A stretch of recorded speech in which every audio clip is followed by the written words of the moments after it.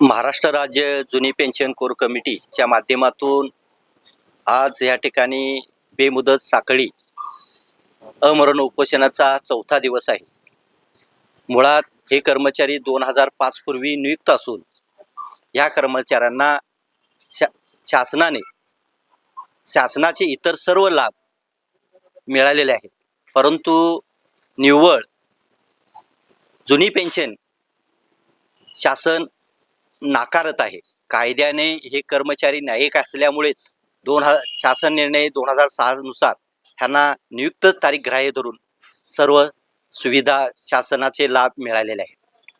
आमचं म्हणणं एवढंच आहे, मागच्या वर्षी 2 फेब्रुवारी 2024ला महाराष्ट्र शासनाचा जो शासन निर्णय झाला त्यामध्ये नियुक्त तारीख ग्राह्य धरून इतर आस्थापनातील सर्व कर्मचाऱ्यांना जुनीच पेन्शन देण्यात आली. त्यामध्ये निव्वळ जाहिरात जरी असेल अशा कर्मचाऱ्यांना सुद्धा जुनी पेन्शन देण्यात आली.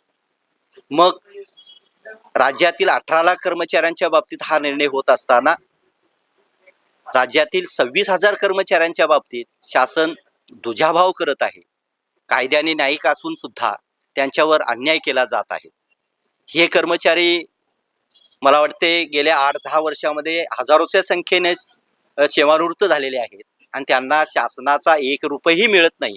असे कर्मचारी आज विविध ठिकाणी शेतमजूर करतात, हॉटेलमध्ये कामं करतात. अशा विविध कामातून त्यांचा जो त्यांना नाहक त्रास होत आहे त्याचा विचार शासनाने करावा. त्याचबरोबर यातीलच कर्मचारी जर मयत झाले तर त्यांना सुद्धा जुनी पेन्शन दिली जाते. याचा अर्थ 26,000 कर्मचाऱ्यांनी म्हणजे आत्महत्या करावी आणि मग शासन निर्णय देणार का? अशा अनेक बाबतीत आम्ही न्यायिक असून सुद्धा या ठिकाणी आम्हाला बेमुदत साखळी अमरण उपोषण करावं लागतं. सातत्यानं आम्ही पुणे, मुंबई या ठिकाणी आंदोलनं केलेले आहेत आणि त्या दृष्टीनं शासनानं पाठपुरावा न केल्यामुळं पुन्हा आणि आम्ही कोल्हापूर या ठिकाणी हे साखळी अमरण उपोषण करत आहोत. याची दाहकता आम्ही सोमवारपासून या ठिकाणी आमच्यातले अनेक बांधव या अमरण उपोषणासाठी बसणार आहेत.